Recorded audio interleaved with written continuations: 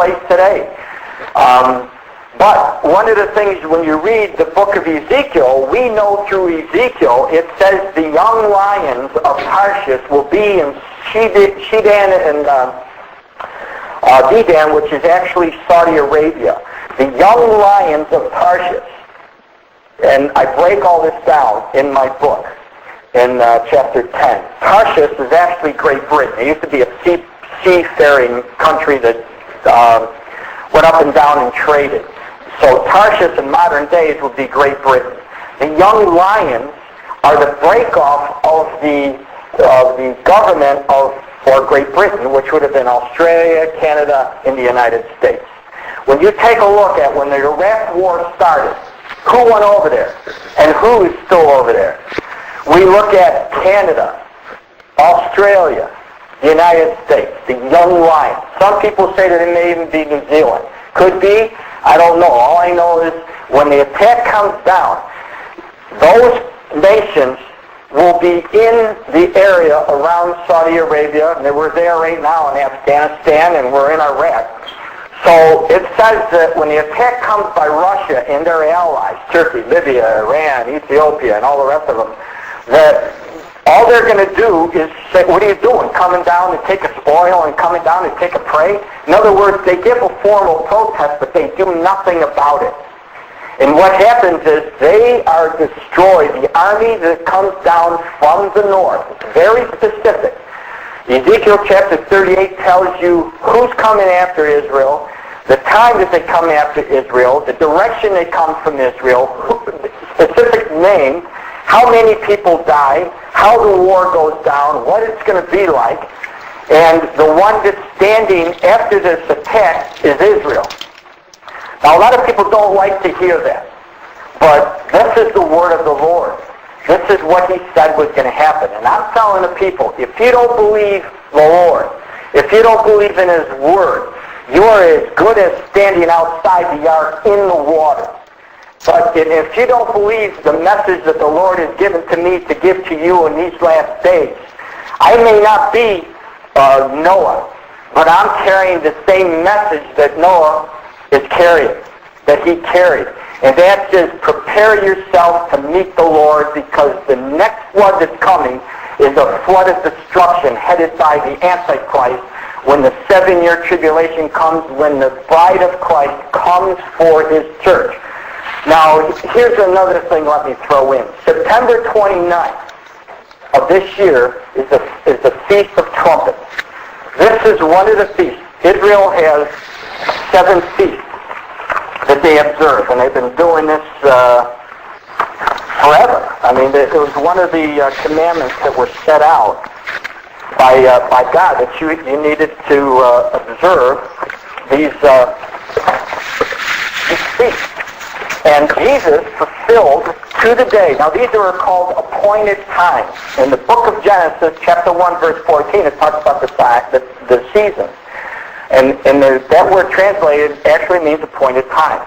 So God had set out specific dates that he was going to fulfill all his prophecies. Now when Jesus came, you could do a whole complete show just on this alone, but I'm going to give this to you briefly, Gina, so that the audience understands how close we are. Jesus, when he came, he died on Passover. The unleavened bread, which is the second, the Passover is the first, the second one was unleavened bread. And this is Jesus is not having any sin at all. After Jesus' resurrection, it was called the first fruits. Then 50 days later, after Jesus rose again, it was called Pentecost. And this is when the Holy Spirit poured down on the disciples who began the church. And this is where we are today, all these years, and we're still here, and the Holy Spirit is still working with us and in us. And we have the power that God is dwelling in us. All the 4 fall, the spring feasts have already been fulfilled in exactly how they were supposed to be fulfilled. The next one on the agenda, and it has to go in succession, is what they call it Rosh Hashanah, which is the Feast of Trumpets. This is where the Jews recognized the bride would come to get his the bridegroom would come to get his bride during this time. And so this happens September 29th, and it's a 2-day feast. And the reason why it's a 2-day feast, they call it a one long day, but it's actually a 2-day feast. And the reason why is because this feast starts at the sighting of the full moon. And so back in the old times, what they used to do is set up guards, and they would keep on the watch. And as soon as they saw the sighting of the full moon, they would light the fires on the hills so the people all over, as far away as they can see, would know that the Feast of Trumpets began. Because if they didn't do this, the people would be sleeping, and they would miss out on a large part of the celebration for the feast, and they were supposed to be awake. It was an observant and a command to do this. And so they would light the fires, everybody would know. The thing about it is, within those 2-day period, they didn't know exactly when it was going to start. So when you take a look at at what Jesus did, as far as now the Feast of the Trumpets, you have to see that exactly what Christ did. Now, this all has to do with the wedding, the Jewish wedding, and Christ is going to come back for his bride. Now, in the old tradition, the Jewish woman would accept the proposal by his groom by drinking a cup of wine. When you look at what Jesus did at the Last Supper, he passed the cup to his disciples, which is actually the bride of Christ. They took it and they drank it. They accepted it. Also, in the Old Testament, or in the old days, the Jewish man would have to pay a price to the parents for his new bride. And we know that Jesus Christ, what price did he pay? Obviously, he did it with his own life. The Jewish man then would have to give his betrothed gifts. What gift did Jesus give us? He gave us the Holy Spirit 50 days later after he rose from the dead. The Jewish man in the olden times, right after, would have to go out and he would build a place for them to live in.